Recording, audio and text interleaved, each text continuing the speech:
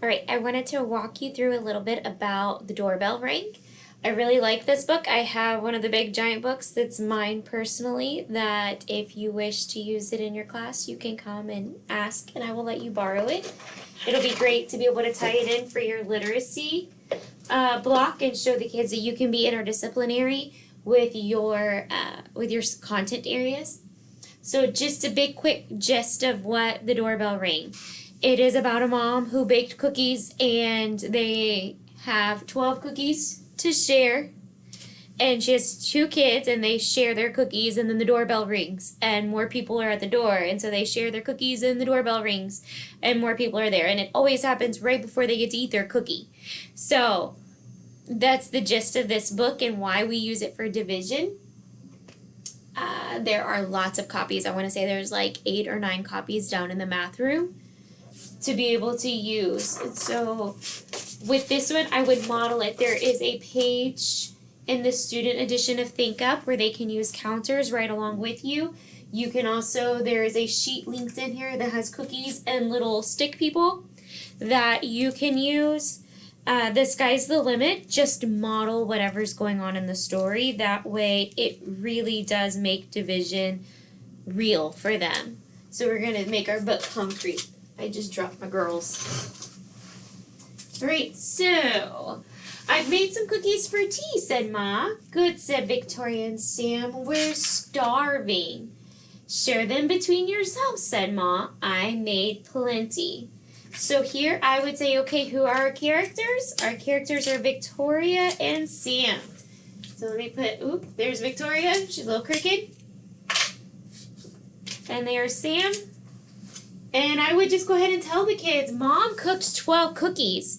And so if Mom cooked 12 cookies and I have to share, how do we share? And remember, this is the introduction to division for them, so we want to talk about it being equal and fair and what happens when it's not and how it makes us feel. So really tying that in.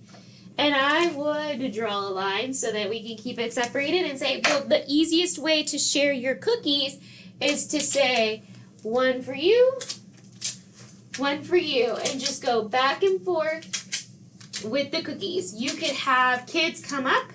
They can wear the name tags of being I'm Victoria, I'm Sam, and they can actually share the cookies right in front of the class. The rest of the kids are using counters in their books to represent cookies, and we are just sharing back and forth. So we flip our page, and the kids share. They have done the sharing already, and they say, that's 6 each, said Victoria and Sam. They look as good as Grandma's, said Victoria. They smell as good as Grandma's, said Sam.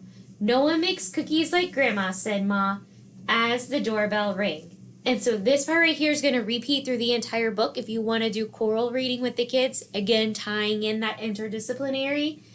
So here we go, our doorbell rang. And it was Tom and Hannah from next door. Come in, said Ma, you can share the cookies. So now we talk about, I have Tom and Hannah.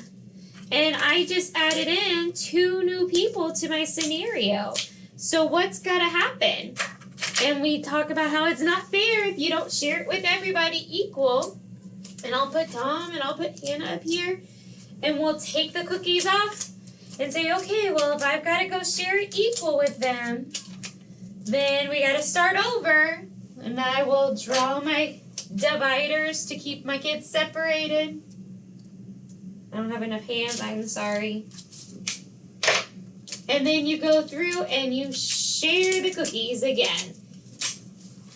And you talk about, what's going to happen? Are you going to get more cookies if you have to share with 4 people? Or are you going to get less cookies than if you shared with just the 2 people? And you could just have that conversation back and forth so that the kids can see the more cookies you have to share with people, the more people you have to share with, the fewer cookies you're going to get, and that our groups are getting smaller as we're getting more groups. You keep on trucking through the book. I'm not going to model every single scenario, but as we keep trucking through the book, they will talk about how good they smell the coral. No one makes cookies as good as Grandma. Our doorbell rings and we get 2 new characters. We keep going, so now we're having to divide with 6. They talk about how they each get 2. Keep on trucking. Doorbell rang. It was Joy and Simon with their 4 cousins. So for here, you talk about we have Joy and Simon and their 4 cousins, and we're up to 6 new people. So we're up to 12. And they share their 12 cookies with 12 people, and they realize, oh, we're only going to get 1. And then the doorbell rings, and you see all their faces because they're like, if more people show up, what has to happen? And you could talk about that as an extension of, if I only have 1 cookie and now I have to share it, what's going to happen? But that's really the extension for fractions, but that we're not there.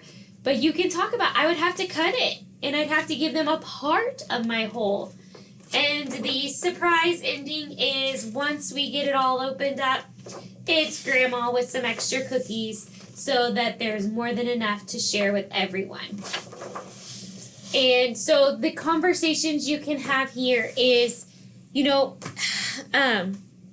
what would happen if we had more than 12 people with only 12 cookies? Again, continuing on that conversation with, as we get more groups, there's less in each group.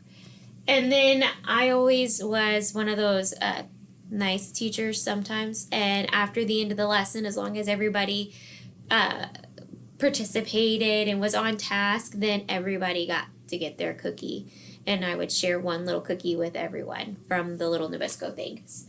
So this is how the doorbell rang, and that is your introduction to your lesson. So yeah, let me know if you have any questions. Let me know if you want to borrow the big book. The little books are inside the math room.